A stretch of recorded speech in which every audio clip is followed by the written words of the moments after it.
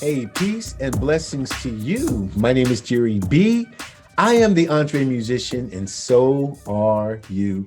And so is this young brother with the beautiful beard sitting to the left of your screen. Now, there is a famous quote. I believe the quote is by Jesus Christ himself, who said, "A prophet has no honor in his own hometown or in his own country." But I want to tell you, I'm giving mad props to this brother right here because he has done so much. He is the ultimate EntreMusician. And although I've got a few gray hairs over him, I respect him highly. I'm grateful to call him a friend and brother. This is none other than Robert Boots Pickard. Dude, what's happening, brother? What's going on, brother, man? Hey, this has been a long time coming. We've been trying to get it together, but here we are. Trying to make it happen. But you have been doing big things, though, man. Big things. Grateful trying to stay busy. No, you ain't trying. There are people, I know people who try. You haven't tried. No, you've been making it happen, man. But I think, just to give a little bit more context, with you being a composer, with you being a producer, having a #1 hit on the Billboard charts, you have really created space for EntreMusicians in Youngstown, Ohio.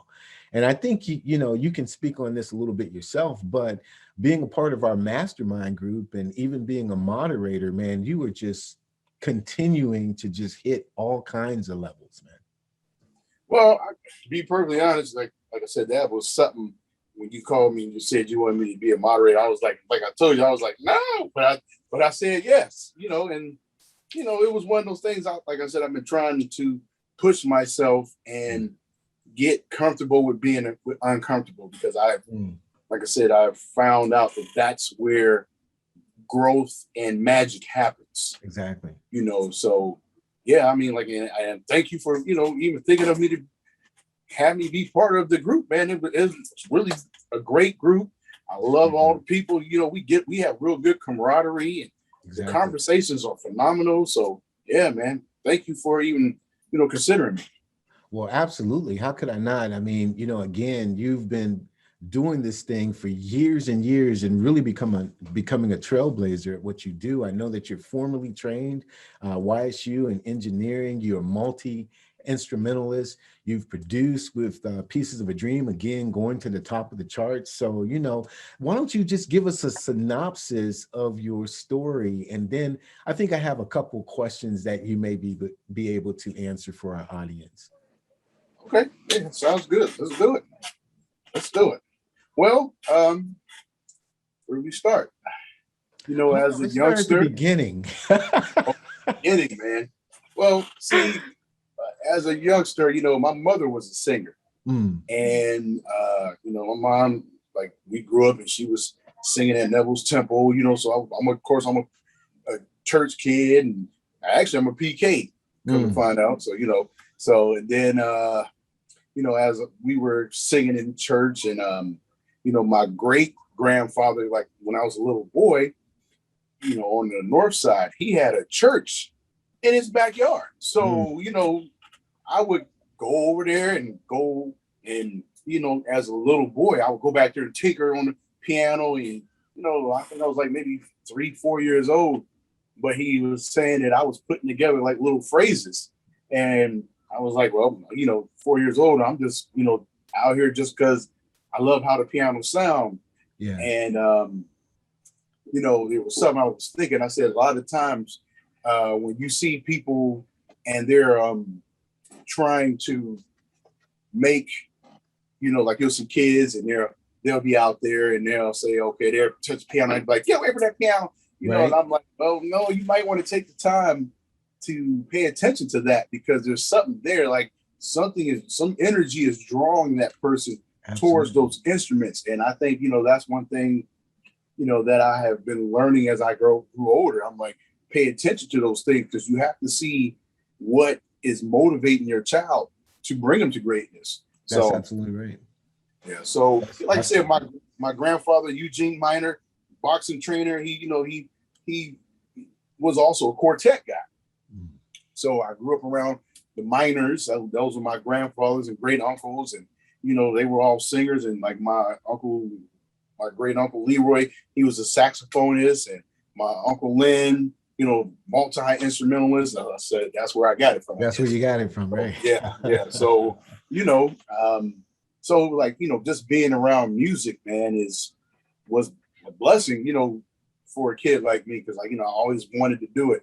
And like I remember like us having conversations, you said that's the only thing you've ever wanted to do. Like I know that was always the thing that brought me joy, although I was an athlete. Yeah. And I thought I was going to be, you know, a big time basketball player or a track star. Mm-hmm. And, you know, and who would have known that it would have took me to the back to where I love, which was the music. Wow. So you were really into it. So what, you know, at that time that you were in sports, so that had the greater draw. Yeah. The greater energy. Yeah. I mean, because I was a hooper. Like I played AAU basketball. My Uncle Clyde Bentley, you know, he had us as kids in the backyard, man. He would make us, you know, focus on the craft. So, you know, we got really good because having good mentors. Yeah. So, you know, definitely had to throw my uncle the Titan up in there. But so that was definitely a part. But you know, like once I became, I say in high school, and Boys to Men, when I heard Boys to Men, I was like, okay, that's what I want to be doing right there. You know, so then I had a singing group, and we were in South High variety show. We was called Unity. So, you know, and actually we performed So Hard to Say Goodbye yesterday. And, you know, we were pretty tight, you know. Wore it out, huh? Yeah. We had a good time, man. And so, you know, like I said, once I did that, then I went in the military. So once I got in the military, you know, I was in Norfolk, Virginia. So, you know, that's Missy, Timberland, Blackstreet, Genuine, for real. That's that area. So I actually got to meet Dave Hollister. And, you know, like being a young kid, I'm like, man, you know, he was really cool. So, you know, being around that, and like at the time when I met him, he had just left Blackstreet. He was starting, it was called Teddy Bear Entertainment. That's what it was called. Teddy Bear Entertainment. He was just starting to put his stuff, starting to work with Eric Sermon. And, you know, and I was trying to go on the road with him. Mm-hmm. And the military would not let me out of my contract. So, you know, it probably was for the best thing, because that, you know, that was a good brother, but he was something else. So, you know, and, you know, from that point, like I said, I finished up the service. I went out west. So I was in San Diego, California. So, you know, I was doing open mics and stuff like that. But right before I got out, I think I was 24, and I went to Sam Ash and bought my first keyboard. And it was a little Yamaha PSR 540. Word. You know, had a little floppy disk, you know, had the little basic sounds. But, you know, for me, that was where it began. Mm-hmm. And, you know, I'm trying to find one of those again, because I want to have one, and I want to put it under glass. Right. Show that was where I started. You know, this little PSR 540. I still have some of the floppies actually. And so that was my beginning. So, you know, when I moved back home, I was recording at Final Step Audio. You know, shout out to Jamie Ford and Vaughn, you know, my people. Oh yeah. So and at this time, you know, I didn't know how to play. So basically I learned how to produce first. And as I learned to produce, then I was learning to play while I was doing it. Gotcha. And then with the invention of, you know, YouTube and all these other, you know, social media venues that, you know, for education, right? Then I started learning how to play. And then I started taking piano lessons from the great Everett McCollum. That was my piano teacher. My and I didn't get to spend as much time, because he was a great man, and I spent about a year, maybe 2 years with him tops. Yeah. And, you know, but from him, he was like, you know, your ear. He was like, you know, I'm making you read because I already know you can play past what you can read. So, you know, that was one of the things that I really respected about him, because he was the type of guy, he he tried to push you to your strengths. Yes. He played off of those strengths because he wanted you to be a total musician. And that was one of his biggest things. He said, hey, you need to learn how to read sheet music. So I'm going to give you little things to read. But since you're already playing at this level, we're going to start there. And, you know, that was a great thing. I think as educators and teachers, like, you know, people have their, I guess, teaching styles. And there's nothing wrong with that. Sure. But I think you need to be able to be flexible because sometimes you got to understand your style might not suit a student. Just a little nugget. So no, that's good. That's good. That's good. Yeah. So after that, like I said, I was doing music here. I was working with my friend Arafat. You know, he out in LA, you know, MC guy was with Ruckus 50 and my dude Brian Juice Brown, who person I still actually work with him now. You know, he's a gospel hip hop artist. And you know, like I said, up until about 2010. And then that's when I met Zapp. And and that was really interesting because I met them because of Gary Sharp, actually. Yeah. They were coming to Armando's to do a show. So Gary Sharp, you know, he knew at the time I was a student and I was, you know, in school for sound engineering. Yeah. So once that happened, we went, you know, did the gig. And as I was there, of course, I started, you know, I was talking to the guys, you know, we had a real good, you know, rapport, had a great show. The show was great, you know. So then here it is, 4 o'clock in the morning, you know, we carrying up and, you know, just ending the show. So Big Lester, shout out to Big Les and Little Les, but he was like, hey man, what y'all doing tomorrow? You know, I said, it's 4 o'clock in the morning. I'm like, what do you mean? He said, about a few hours, what are y'all doing? And I was like, man, I don't have anything on the docket. He was like, hey, we want you to come to Pittsburgh and do this show with us. So, which was really cool because like I said, we went to like, you know, it was a pretty nice size. It was actually big. It was a big venue. Yeah. And, you know, did the show. And like I said, that was the beginning of my relationship with those guys. So after that, you know, it was like a little spot where, you know, I was doing music, but I wasn't really working with anybody. But I felt like all the work that I was doing was preparing me for something else. Correct. And then a friend of mine, his name is Mark Dillard, he put me on to Pieces of a Dream, James Lloyd, because his first cousin is James' wife. So, Teresa. You know, yeah, exactly. So, you know, it came over actually here in this room. That's where they came. That's where it came over here. And, you know, he came and checked out everything and we were listening to some music and he was like, hey man, why don't you come over? Let's try to see if we could build something. And well, of course, you know, we did. And I remember the first song we put together, it was Stepper's D Lite. And, you know, who saw that coming? So, you know, we put that song together and, you know, the thing that was really cool about it was, you know, the way that we worked, because I'm very good with programming drums. Yeah. You know, even though I can play, sure. You know, James is a different animal. So, you know, I was like, well, I was really good at putting structured song together. And he was just, you know, the polisher and, you know, the guy that was going to get on there and set those keys on fire. Right. So, you know, so initially we, you know, that first album, actually I have it right here. You know, that's funny.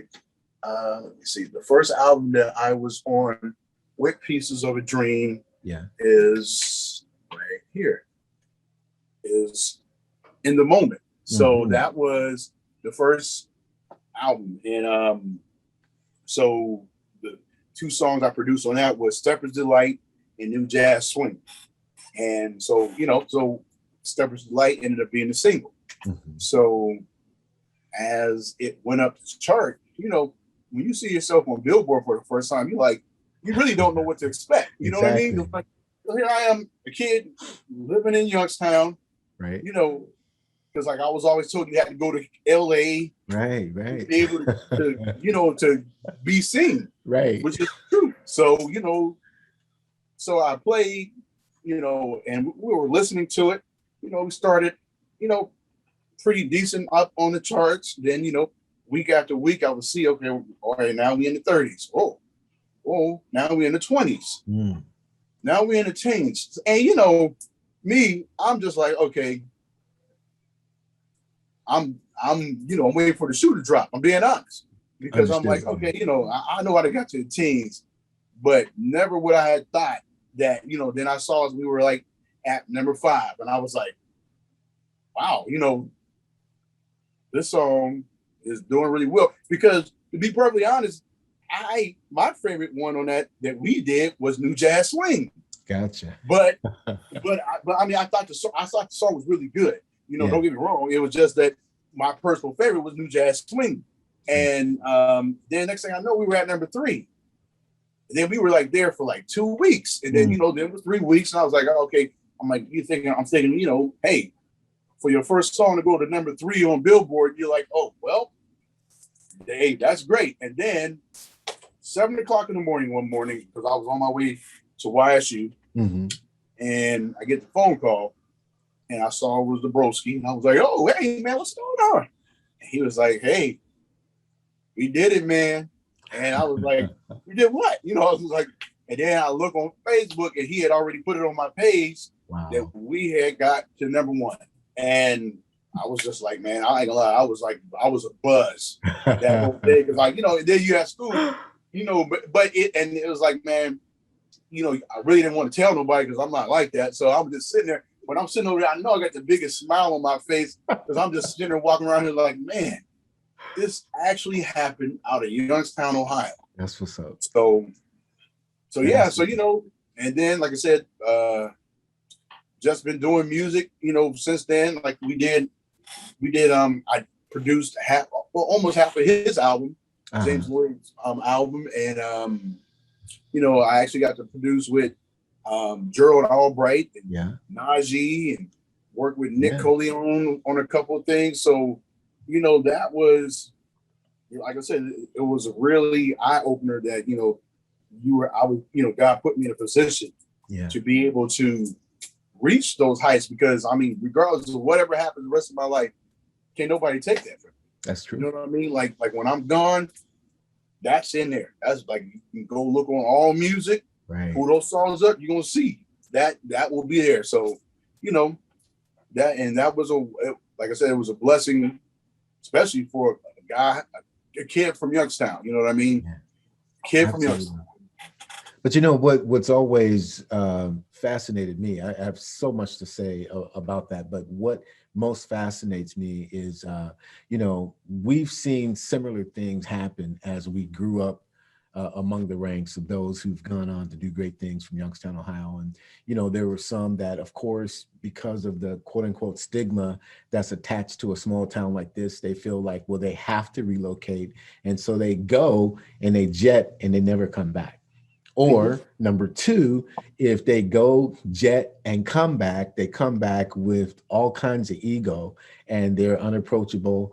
And the cats they hang out with, they hang out with the cats in the hood. And for some reason, there's this big schism between us now. You know what I mean? So we've experienced all of that. But one thing that really has fascinated me and really caused me to admire you. I've always respected you. We've never really worked together, but I admired the fact that as you were climbing the ladder and as you were doing those things, and of course people hear about it in the Y-Town and we go, well, yo, what's up with Boots? This is what's happening, boom, boom, boom. But you've never, put up a wall. You've always been generous. You've always been approachable. You've always been the same spirit that when you were, coming up through the ranks that you always had. So that's what's up. You know what, I got to admit, I learned that from being around James. I do. I have to admit that because when he took me to Detroit and I was hanging out with the Contours and, a bunch of them legends. Sure. And they was we just back there cracking jokes and they were just guys. You know what I'm saying? It was just guys. We was back there talking and they was telling us, some of them stories, man. I was like, whoa, they was telling us some funny stories and it was just guys. And man, I'll never forget this. We were back there eating a bucket of KFC. There you go. I'm sitting up here with Dennis Edmonds, you know. Yeah, I know. Temptation, right? And leader of the Contours, eating Kentucky Fried Chicken, laughing and having a good time, and we just, you know, and that was like mind blowing to me. But what it was at the same time, it was mind blowing. It was humbling that somebody who has reached those heights, you know, that man has made millions of dollars in his lifetime, and we're sitting over here eating the same bucket of chicken, and that's, you know, just hanging out, man. And I'm like, you know, I said this, and then like I say, even like James or, you know, any of the guys, like, you know, if you see him in the grocery store, like I just ran into him in the grocery store like a couple weeks ago. You know, we admire. And I'm like, you know, we just talking, and like people have no idea who this dude is. You know what I'm saying? I'm like, I'm sitting there talking to a living legend. And like, you know, they're just walking by, they see us talking and laughing and cracking up over in the produce aisle. Well, I got to say the same about James. I mean, you know, we are Planet Fitness partners, you know, and so I'll see him in the early morning doing his thing. I'm doing mine, and you know, same thing. Him and Teresa, very, very approachable. The only reason that I bring your name up is because James is not homegrown. You know, he's a plant, you know what I mean? but to come up, you know, born and bred in Youngstown, Ohio, and achieve some of the things that you've been able to accomplish, you know, and still keep it live like you do, you know, is admirable. But I'm sure that you had some challenges, you know, whether we were talking about this in our last mastermind that you moderated, was, you know, the obstacles that you had to overcome and the mindset that it takes to be a producer. Now, as you were coming up through the ranks, and we're talking about Gerald Albright, we're talking about, you know, Nick Collione and whatnot, you know, as you're in those settings, are there obstacles that you feel that are in place that I need to get over this and make it happen? Yes, this is happening right now, and I need to like jump at it, or were you just like on and it's popping? Well, it's a little of both. You know what I mean? Like, one thing I was always told, be more afraid to fail than to do the thing that you need to do. So that was a huge thing for me. So like, I might get in my head for about 30 seconds, but that's it. Like when I'm in there, because like what I'm doing is I'm saying, okay, I have to open my mouth. You know what I'm saying? Because, you know, when you get certain opportunities, you only get them that one time. That's true. So it's like, okay, what are you going to do? Are you going to sit there and be like, oh my gosh, this is such and such? Or are you going to say, hey, you know what? This is what I do. This is what I bring to the table. Let's work. Word. You know, and, you know, that was one of the things like it. And that's what I would say for the younger musician. I'm like, you know, you got to shoot your shot. Guess what? No is going to be a very, very normal thing early on. That's good. That's good. You need to repeat that. Seriously, no. You have to be okay with no, because that's right. You get that yes, you don't know where that yes is going to take you. So you got to be okay with the no. Like, you know, and don't get me wrong, I get it. Don't nobody want to hear no all the time, man. That's just, you know, it can be, but I'll tell you one thing too, and this is Bible. You sometimes have to learn to encourage yourself. Hello, that's somebody. True. Come on now. You know, and you got to be your own cheerleader sometime. And that, to me, those are the people that go on. Because, Jerry, I'm going to tell you one thing. And I mean this.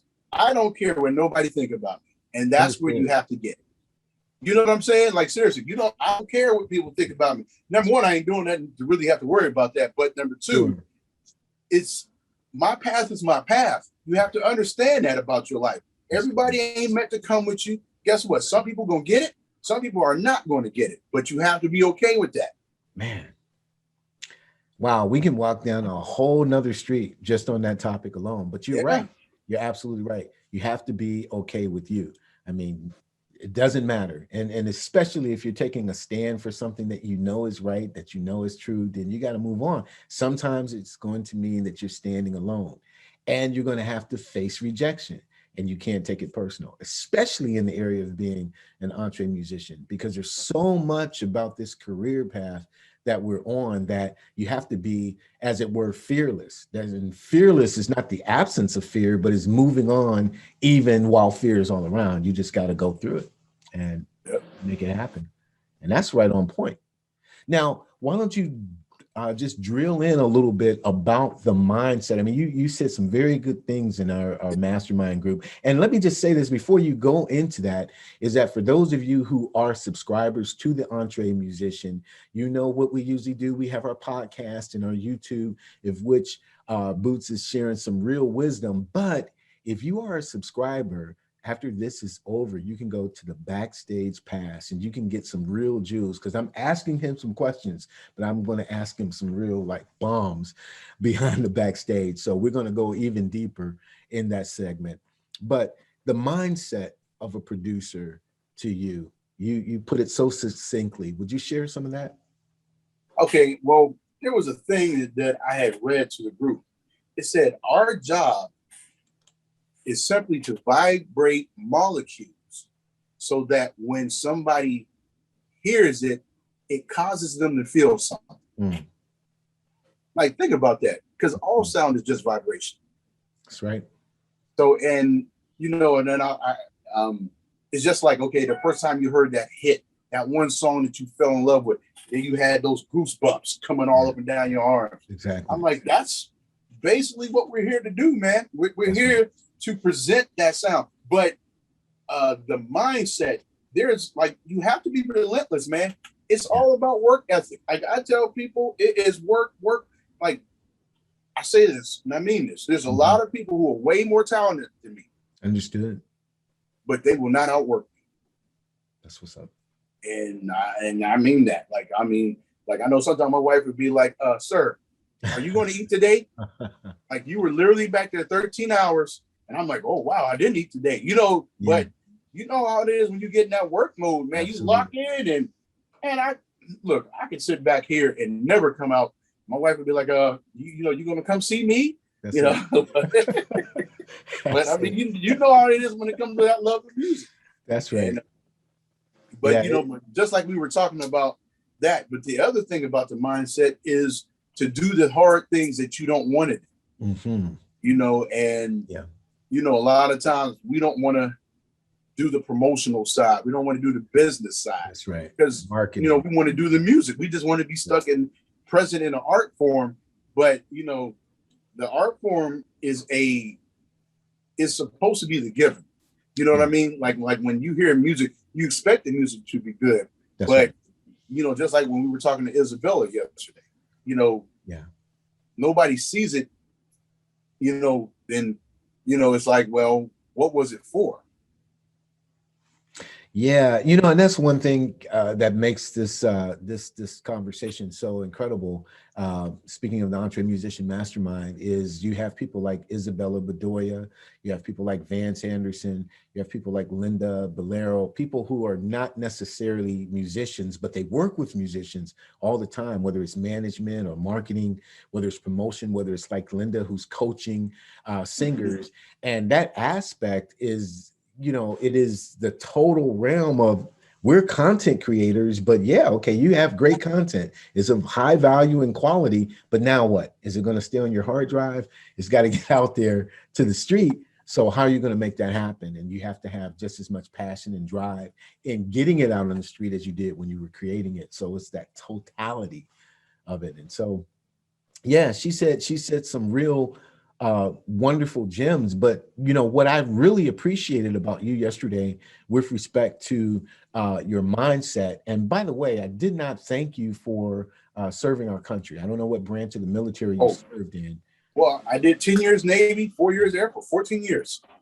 But I want to thank you, you know, for all of us for serving. But one thing that you had talked about with respect to how you were trained in the military, that, you know, it's a commitment that, you know, may cost you your life. You don't know. You signed, this was a contract, this was it. And so if you can work for your country to that degree, you can definitely work for yourself and for your craft. And I really appreciated you bringing that to the table. It's like, you got to think militarily, even while you're doing your thing in the music. That was very discipline. cool. And it is discipline. It is straight up discipline. Yeah. Like when you set goals, rigid. You have to be rigid.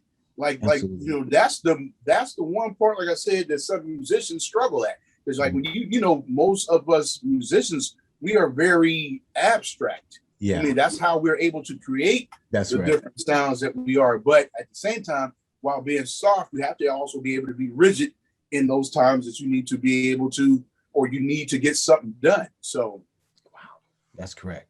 Now, one other time you shared with us what your actual daily regimen was. How do you plan? You want to share a little bit of that for EntreMusicians here? Well, like I said, in the morning, you know, I have my mantra, right? I say this when I first get up.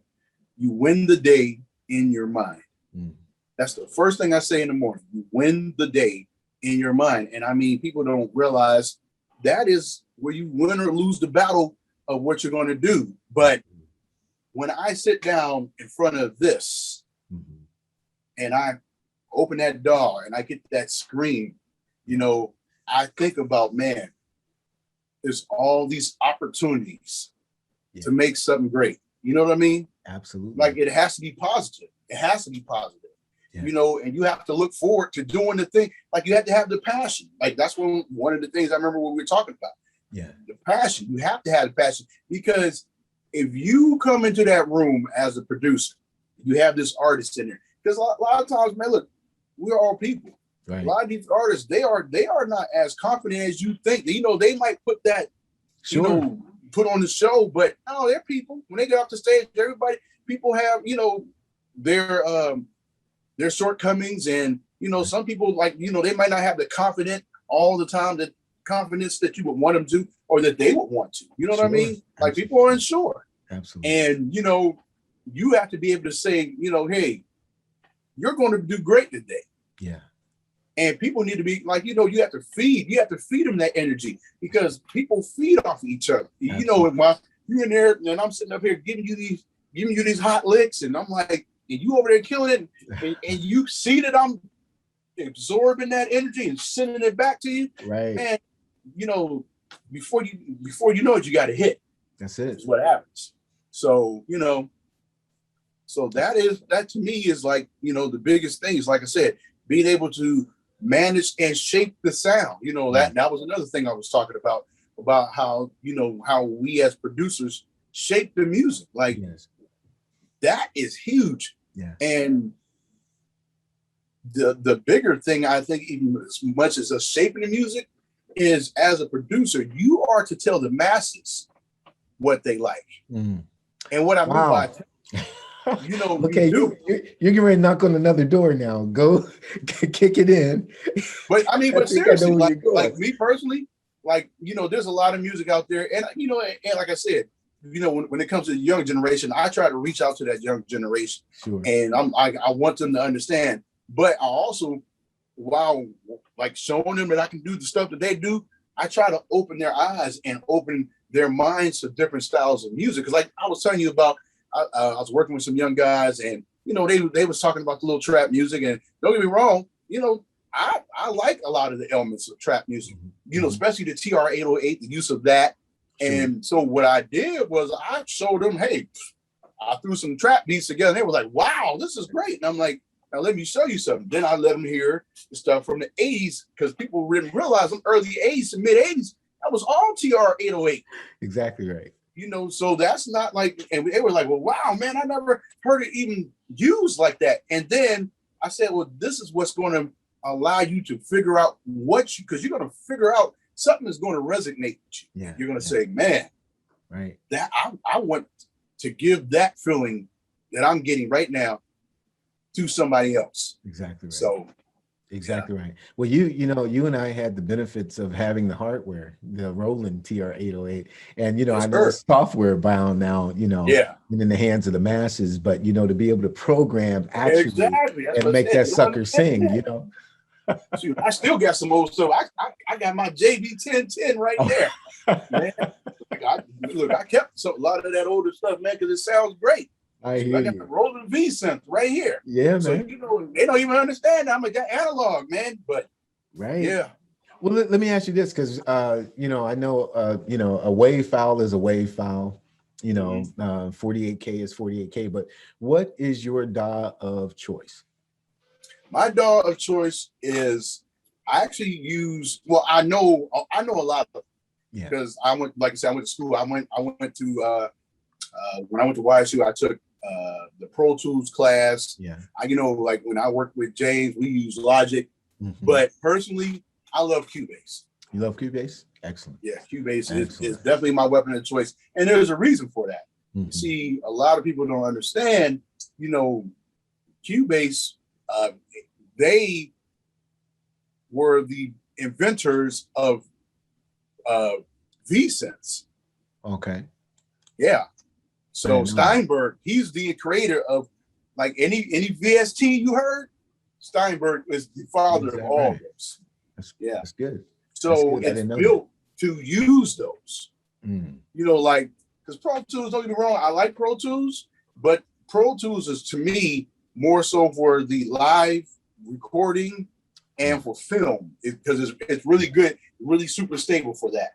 But don't get me wrong, it can handle V-Sense, but not like Cubase. Understood. Yeah, well, I didn't know that about Steinberg, but that's good. That's good to know.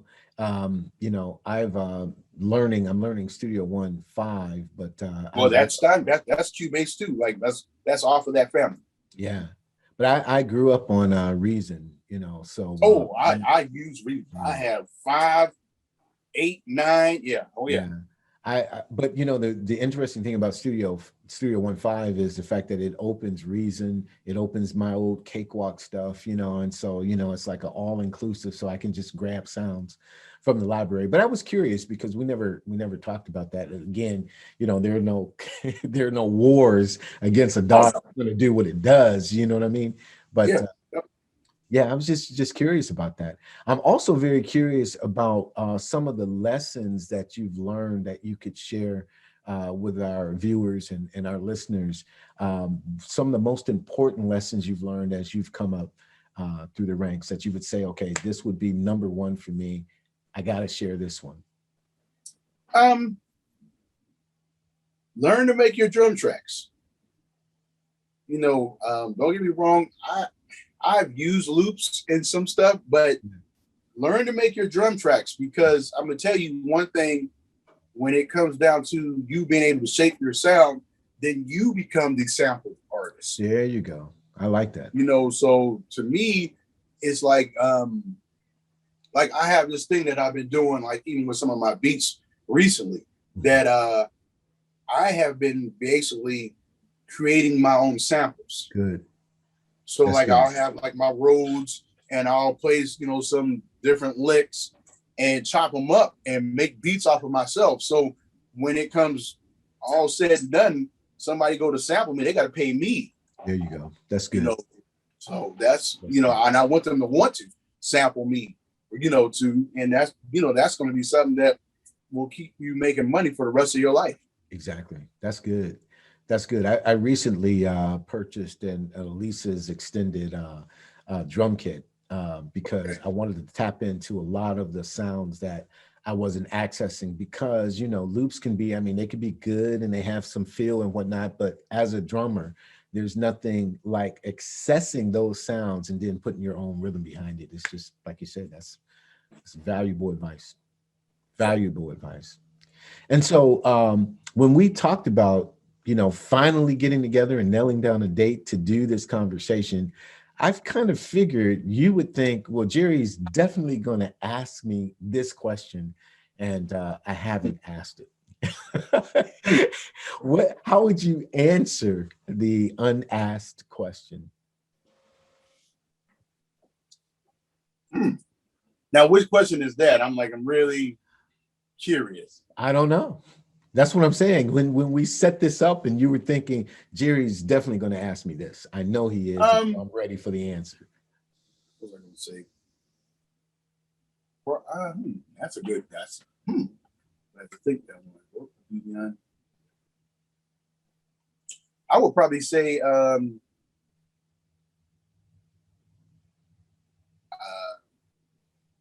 one thing I guess I thought you was going to ask me about, but what motivates me, you know, and I would say honestly, just the feel that music gives me. You know what I mean? Like it's you know what it is when you wake up in that morning, and it's like, to me, you are whatever the first thing you think of when you wake up in the morning. So, you know, and I get up and music is in my head, man. Absolutely. You know, like the whole time I'm hearing, like I wake up sometimes like 2-3 o'clock in the morning. I literally have to get up and I pull this little puppy right here out. Yeah. This little recorder that I keep, and I'll beatbox the whatever the sound is in there. Yeah. And then go back into it and create it. But I won't be able to sleep until I get it out of my head. So like I've known that I was going to be a producer since I was a little kid. Absolutely. I just didn't understand why. What it was or why. Yeah. But music itself is the motivator for you. Just being a musical spirit continues to drive you and drive your passion and keep you moving. Yeah, because it can't be money, man. Like anything you love will make money. Yeah, absolutely. If you do it with love, man. And I really feel like that. Like a lot of, like, I remember the one track that we did for me and James did that had him and Gerald Albright on, right? Mm-hmm. Now, the funny thing about this track, I did this track probably 6 years earlier, and it was during the time when Usher was doing like a certain sound, but it was inspired of that. Now, who would have thought that track would have gone from there to that? I had no idea. And that was, you know, basically what it was. It was like, I did it out of the love of that sound. Like that sound for me was like, man, I had to make something like that. Then when we flipped it into what we made, because the song is called No Holds Barred. Mm-hmm. It's on his project. And man, and like, if you listen to how it bounces, you're like, man, that's really very R&B driven, even though it's funky, like, you know, like jazz is. Because like, you know, the sax he was giving it to him on the sax. James was giving it to him on the keys. So, yeah. That's excellent. That's absolutely excellent. Well, I'm so appreciative, man, that you stopped by to hang out with us at the EntreMusician. You are an EntreMusician, and you know, it shows you are kicking it every day. You're not taking any prisoners whatsoever, and we're delighted that you are a part of the Youngstown, Ohio community, hometown hero. We love you for it, brother. My town, baby. Yes, sir. That's what's up. That's what's up. Well, like I said before, if you are a subscriber to the EntreMusician, you know that the interview never ends here. You can get more at the Backstage Pass. All you have to do is sign in. If you're not a subscriber, however, it's so easy to do. And there are 4 tiers, 4 ways that you can join us, and you can get so much bonus material, not only stuff from Boots, Pickard, but other members of the EntreMusician Mastermind group, so many resources available for you, and you can just have access to us. So, come on, subscribe today. Well, this brother right here, if you've heard his story, has been doing big things. James Lloyd, Gerald Albright, Najee, Nick Collione, and on and on and on. #1 on the Billboard charts, and he ain't done. He's actually just started. That was just like round 1. So he's got big things on the horizon. That's Robert Boots Pickard. My name is Jerry B. We are EntreMusicians, but you know what? So are you. And we'll see you next time. God bless.